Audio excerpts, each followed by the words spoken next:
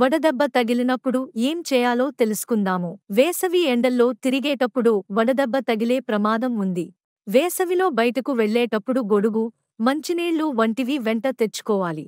సమయానికి తగిన ఆహారం తీసుకోవాలి. ఎండల్లో ఎక్కువగా తిరిగేవారికి ఒక్కోసారి వడదెబ్బ తగిలే ప్రమాదం ఉంటుంది. వడదెబ్బ తగిలినప్పుడు ఏం చేయాలో తెలుసుకుందాము.